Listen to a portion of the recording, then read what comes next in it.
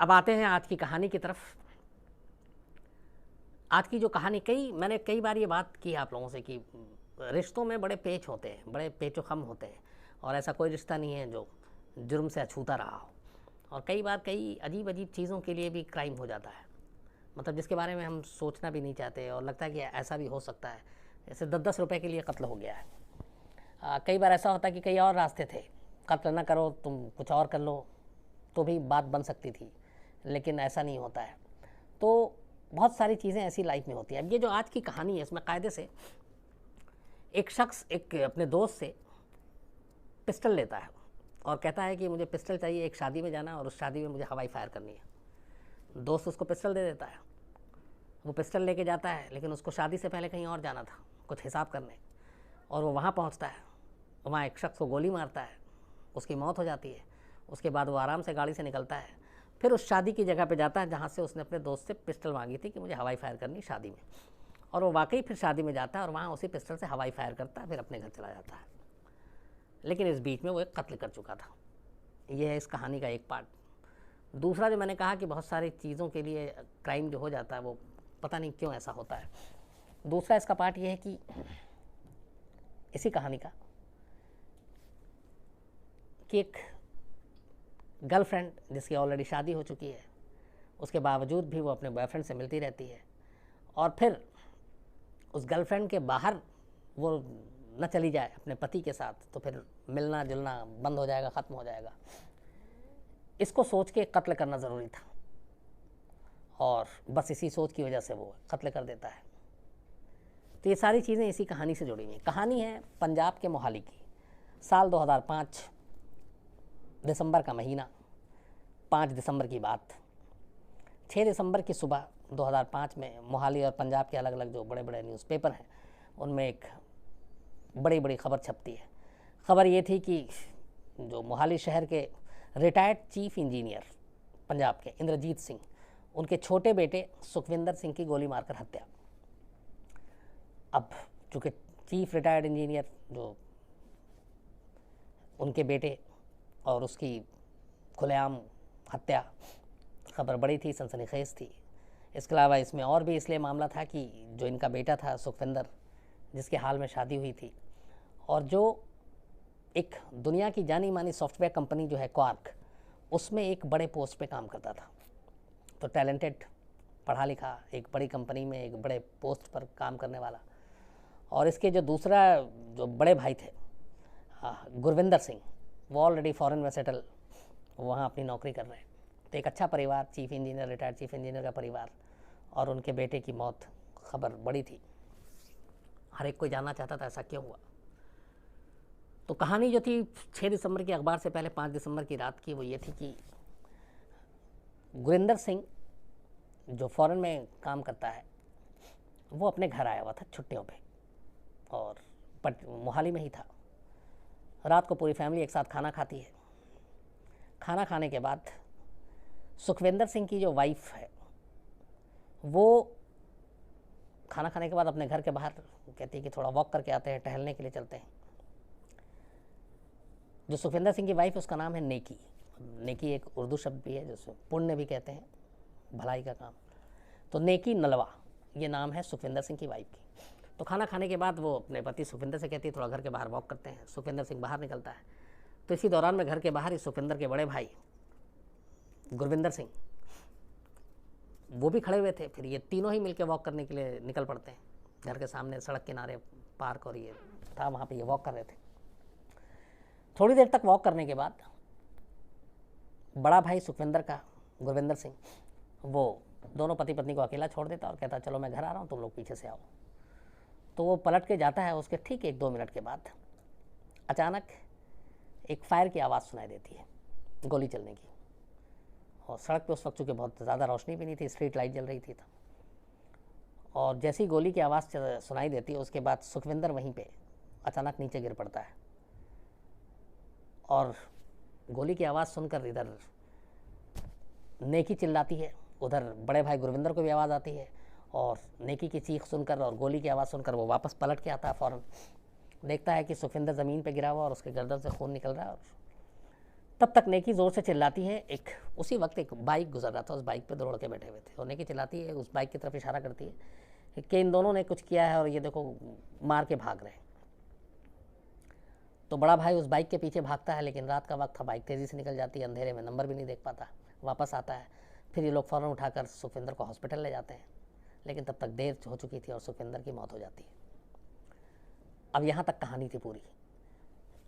मतलब पत्नी के साथ, भाई के साथ, पति टहलने के लिए निकला है, सब कुछ ठीक है, अगले 10 मिनट के अंदर अंदर भाई जैसे अलग होता है, कोई गुमनाम शख्स आता है और एकदम बिल्कुल पॉइंट ब्लैंक रेंज करीब से आकर गर्दन में गोली मारता है और भाग जाता है।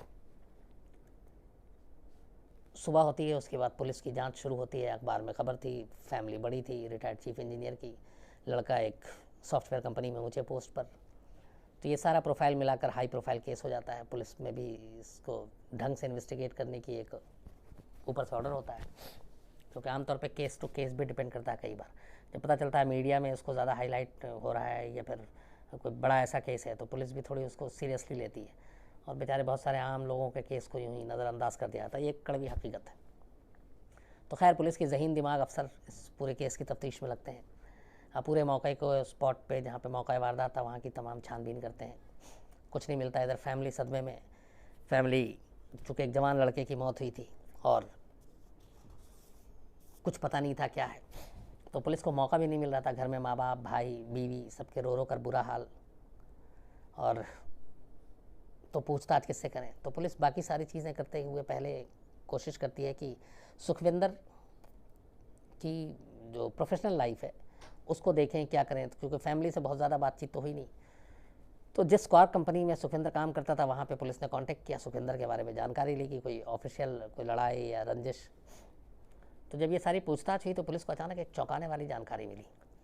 पता चला कि कुछ महीने पहले ही जिस स्क्वायर कंपनी में एक ऊंचे पोस्ट पर सुखविंदर काम करता था, उस कंपनी ने उसको सस्पेंड कर दिया था और उसके ऊपर घोटाले का इल्ज़ाम लगाया था, कुछ फाइनेंशियल हेर फेर का। और उसी की वजह से, और उसमें यह था कि लाखों रुपए का जो है वो उसने इधर उधर कर दिए हैं कंपनी के फंड को। तो इस मामले में एक इंक्वायरी कमेटी बैठाई गई और तब तक के लिए सुखविंदर को सस्पेंड कर दिया गया था। अब जब पुलिस को ये चीज़ पता चली तो ये इस केस में एक नया मोड़ था। पुलिस को यही लगा कि इस पूरे कत्ल का मामला कहीं ना कहीं इसी करप्शन से और इसके सस्पेंशन से जुड़ा हुआ है सुखविंदर के। तो पुलिस ने अब ऑफिस के लोगों के ऊपर नज़र रखनी शुरू की, शॉर्टलिस्ट की। और पुलिस का बड़ा सिंपल सा थ्योरी ये था कि हो सकता है कि इसमें वो लोग शामिल हों जो कंपनी में सुखविंदर के साथ काम करते हों। नंबर 2, ये काम उनका भी हो सकता है जो घपला हुआ था उसमें सुखविंदर के साथ ही हों और उनका नाम ना भी सामने आ जाए, तो इस डर से उन्होंने सुखविंदर को रास्ते से हटा दिया। ये भी था कि ऑफिस में कोई ऐसा इतना बड़ा घपला किया है तो किसी ने दुश्मनी में सुखविंदर को गुस्से में रास्ते से हटा दिया हो। तो इन सारी चीज़ों के लेके पुलिस छानबीन कर रही थी, लेकिन इस छानबीन से पुलिस के हाथ कुछ खास सुराग नहीं लगा। इधर फैमिली की हालत ख़राब थी, पूछताछ उतने ढंग से हो नहीं पा रही थी। ऑफिस में जितने लोगों से पुलिस ने पूछताछ की, कोई एक क्लू या कोई एक ऐसी लकीर नहीं मिल रही थी जिस पर चल के केस को आगे बढ़ाया जा सके। इसके बाद फिर पुलिस ने एक बार और तय किया कि मौका वारदात पर जाकर जहाँ पे गोली मारी गई थी उसकी फिर से छानबीन की जाए।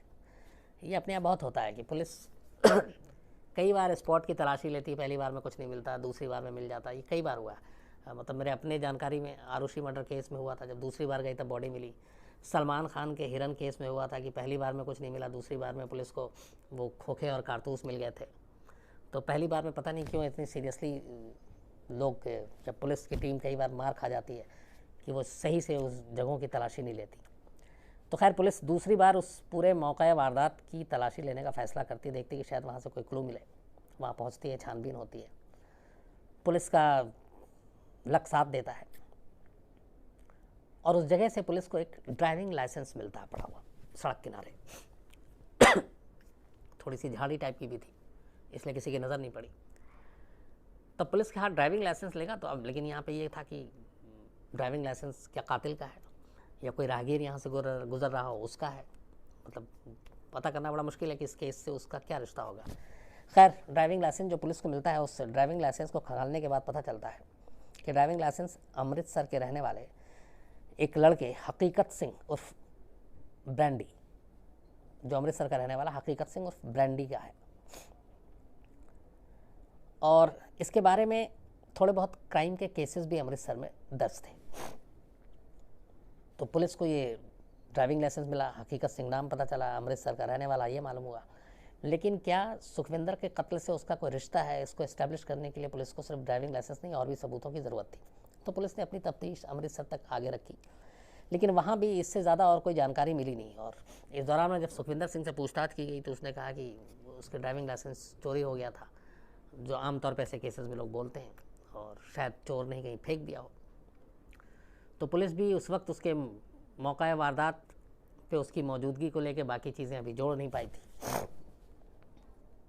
और मामला यूं ही उलझा हुआ था। ड्राइविंग लाइसेंस हाथ आने के बाद भी पुलिस के हाथ खाली थे। अब जब हर तरफ से ऑफिस से भी नाकामी मिली, ड्राइविंग लाइसेंस से लेकर भी नाम पता पूछने के बाद भी कत्ल के साथ रिश्ता नहीं जुड़ रहा है, इधर धीरे धीरे वक्त बीता, परिवार थोड़ा नॉर्मल हुआ, लेकिन इतना भी नॉर्मल नहीं हुआ कि पुलिस हिम्मत जुटा पाए कि उन लोगों से बात करने की। क्योंकि माँ बाप की हालत अजीब, भाई की हालत अजीब, पत्नी नेकी की हालत अजीब, तो कई बार रोते रोते बेहोश हो जाए क्या। लेकिन इस दौरान पुलिस ने एक काम किया, उसने इन सारे घर वालों के मोबाइल नंबर को उठाकर उनके रिकॉर्ड खंगालने शुरू किए। अभी पूछताछ ढंग से हुई नहीं, लेकिन मोबाइल नंबर के सहारे की चलो इससे ही कुछ तफ्तीश आगे बढ़ाते हैं। तो जब मोबाइल नंबर उठाकर हर एक के खंगालने शुरू किए तो अचानक एक चीज़ पर नज़र पुलिस को पड़ी और पुलिस हैरान हो गई। जिस घर में जिसके पति की गोली मारकर हत्या कर दी गई हो, जिसका रो रो कर बुरा हाल हो, जो रोते रोते बेहोश हो जाए फिर होश में आए, बात करने लायक नहीं हो, पूछताछ करने लायक नहीं हो, तो क्या वो शख्स, क्या वो महिला अपने पति की मौत के अगले 72 घंटे के अंदर और मौत से करीब कुछ घंटे पहले तक, मौत से आप मान के चलिए 5-6 घंटे पहले तक और मौत के 72 घंटे बाद तक, मतलब 3 दिनों तक, क्या उस मानसिक हालत में, उस मेंटल स्टेटस में होगी कि वो किसी से 726 बार 726 टाइम मोबाइल पे बात करे। ये बड़ी अजीब सी एक चीज़ थी, इसलिए कि ऐसे सिचुएशन में आमतौर पर आदमी सदमे में होता है, गम में, मातम में होता है। घर पे मातम और वो जो लोग होते हैं वो शोक जताने के लिए आते हैं, लेकिन इन सब चीज़ों के बावजूद वो 3 दिनों में और एक ही नंबर से, बाकी जो अलग हैं वो तो कोई कॉल है ही नहीं ज़्यादा, एक ऐसा नंबर था जिस पे 726 बार सुखविंदर की मौत से 5 घंटे पहले और सुखविंदर की मौत के 72 घंटे बाद तक 7 to 6 टाइम्स बातचीत की गई। ये एक कॉल डिटेल के रिकॉर्ड ने पुलिस के कान खड़े कर दिए। और ये वही चीज़ आई कि क्या ऐसे सिचुएशन में, ऐसी मानसिक हालत में कोई इतनी बार बात करेगा, तो अगर करता है तो फिर ये कुछ गड़बड़ है। अब पुलिस ने उस एक नंबर पे जिस पे 726 बार बात हुई थी, उस नंबर को ट्रेस किया, और उस नंबर की जब सच्चाई सामने आई तो फिर पुलिस की एक तरह से सारा केस इजी हो गया। पता चला ये नंबर उसी हकीकत सिंह उर्फ ब्रांडी का है जिसका ड्राइविंग लाइसेंस मौका वारदात से मिला था। अब फ़ोन नंबर, ड्राइविंग लाइसेंस का वहाँ पाया जाना, दोनों चीज़ें गवाही दे रही थी। इसके बाद भी पुलिस ने एक खामोशी अख्तियार की। उसने ना सुखविंदर की पत्नी से ना बाकी किसी लोगों से बताया कि ये सारी चीज़ें जानकारी है, लेकिन इस दौरान में पुलिस ने अपनी तफ्तीश आगे रखी और उसके बाद घर वालों और रिश्तेदारों के ज़रिए सुखविंदर और उसकी मैरिज लाइफ के बारे में टटोलना शुरू किया। फिर धीरे धीरे कहानी सामने आई। कहानी ये आई कि सुखविंदर और नेकी की जो शादी हुई थी वो शादी इनकी सक्सेसफुल नहीं थी, और उसकी वजह ये थी कि जब अमृतसर में गुरु नानक देव यूनिवर्सिटी में नेकी पढ़ रही थी तभी उसकी वहाँ मुलाकात हकीकत सिंह उर्फ ब्रांडी से हुई। दोनों में प्यार हुआ, इश्क हुआ, लेकिन घर वालों ने शादी नहीं की। शादी उसकी सुखविंदर से कर दी गई, जो एक रिटायर्ड चीफ इंजीनियर का बेटा था। बट शादी के बाद भी नेकी और हकीकत सिंह ने बातचीत करना बंद नहीं किया, मिलना जुलना बंद नहीं किया। धीरे धीरे बाद में ये चीज़ें ऐसी आई कि घर वालों को भी इनके रिश्ते के बारे में पता चला। घर वालों ने समझाने की कोशिश की, सुखविंदर को पता चला, सुखविंदर के रिश्ते ख़राब हुए, लेकिन सुखविंदर ने भी समझाने की कोशिश की। लेकिन प्यार का भूत ऐसा सवार था कि न नेकी मानी न उधर हकीकत सिंह, लेकिन फिर भी सब कुछ चलता रहा। एक तरह से फैमिली ने समझौता भी कर लिया और घर चल रहा था, सब कुछ ठीक ठाक। अब ये था कि ये चाहती तो नेकी तलाक ले लेती, हकीकत के पास चले जाती, फिर उसने ऐसा क्यों किया। तो ये सारी चीज़ें जब थी, पूछताछ हुई, उसके बाद एक पूछताछ के बाद पुलिस ने एक दिन सीधे नेकी नलवल को गिरफ्तार कर लिया और उसके बाद पुलिस कस्टडी में उससे पूछताछ की। ज़रा सी कोशिश के बाद नेकी जो है वो खुल गई और उसने सारी कहानी पुलिस के सामने रख दी और उसकी उस कहानी के बाद हकीकत सिंह उर्फ ब्रांडी को भी गिरफ्तार कर लिया गया। तो सवाल सीधा पुलिस का यही था कि अगर तुम दोनों में प्यार था, तुम दोनों में, एक तो शादी नहीं की, वहाँ हो गई, अगर हो गई शादी तो फिर अलग हो जाते, लेकिन अगर शादी हो गई उसके बावजूद भी तुम मिलजुल रहे थे तो मर्डर करने की क्या ज़रूरत थी? डिवोर्स लेके फिर तुम एक हो सकते थे। तो जो नेकी ने कहानी सुनाई वो दूसरी थी।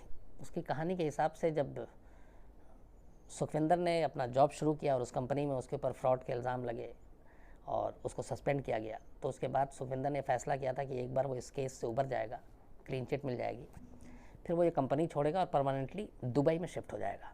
और दुबई में उसने कुछ कंपनी से बात कर रखी थी और वो वहीं नौकरी करेगा और वहीं रहेगा और अपनी पत्नी को वहीं ले जाएगा, मतलब नेकी को। ये बात जैसे ही नेकी को पता चली, नेकी परेशान हो गई, इसलिए कि दुबई जाने का मतलब था फिर हकीकत सिंह से दूरी। यहाँ तो अमृतसर और मोहाली में ज़्यादा फ़र्क नहीं है। वो अमृतसर में घर था, वो हमेशा अपने मायके जाती थी, मिल लेती थी। हकीकत मोहाली आ जाता था, मिल लेते थे।